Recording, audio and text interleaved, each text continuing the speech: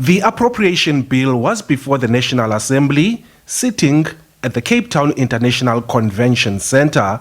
The bill aims to give authorization for expenditure from the National Revenue Fund to appropriate budgets to government departments and entities. First up was the budget vote for the presidency. And to invest in the future, by investing in our children, we must support all departmental votes that's before us today. The President has power to issue an SIU proclamation.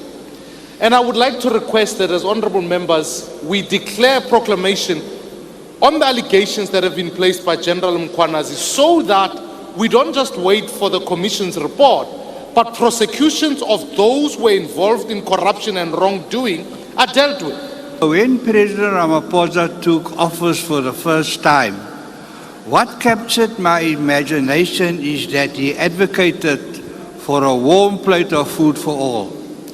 And we're also of the view that this budget is equally going to help the President to effectively implement both the ANC elections manifesto and the statement of intent adopted by the Government of National Unity. The vote outcome was an indication of a trend to come in all 42 budget votes. Honourable members, the result of the division is as follows. Those in favour 252, those against 97, no objections. The question is accordingly agreed to. And it was then time for the budget vote of Parliament, which was passed amid opposition from political parties outside the GNU. The Higher Education and Training budget vote debate was also lively, following the dismissal of former Higher Education and Training Minister Dr. Nobuhle Nkabane. Political parties now want the new minister, Buti Manamela, to stay on the straight and narrow. We align on key aspects: the clearing of student debt, which is a bill which is championed by the EFF, rooting out corruption in the SETAs and the National Student Financial Aid Scheme, and the elevation of the TVET sector. This is your moment to lead, not on behalf of your party, but on behalf of the nation. We said to the former minister, always side with the truth, not a faction of the political party. If you put your hands in the cookie jar, if you steal from the people of South Africa, we can tell you now you are not going to finish your term as minister. We know that the DA had threatened to withhold support for the higher education budget, and not because of a technical objection or because of any funding alternative, but to make a political point. When we indicate that we're not going to support something, it's based on principle. We will never tolerate any form of corruption or mishandling or misleading of Parliament at any given point.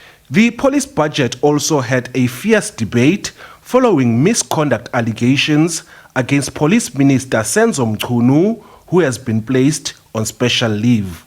We propose 4 simple steps for intervention. 1 is to conduct immediate independent lifestyle audits of all top-ranking members. 2, implement the long overdue parliamentary resolution, namely the skills audit from 2024. 3, re-establish the independence of IPID to make sure it doesn't report to the same minister as the police. 4, devolve policing powers to provinces and metros where accountability and service delivery is still possible. The allegation level against Senzo Mchunu by the General Mkhwanazi reflect the kind of rot that sits in the administration executive. As MK Party, we want to reiterate again, we cannot and will not allow General Mkhwanazi's bravery to fall victim to the manipulation of facts and cover up by this administration. SABC is operating as the chief criminal syndicate. And we correctly characterize SABC as fundamentally a mafia organization that is managed not for the purposes of fighting crime, but for the protection of criminal syndicates who keep their sofas and mattresses well stashed with illegal dollars.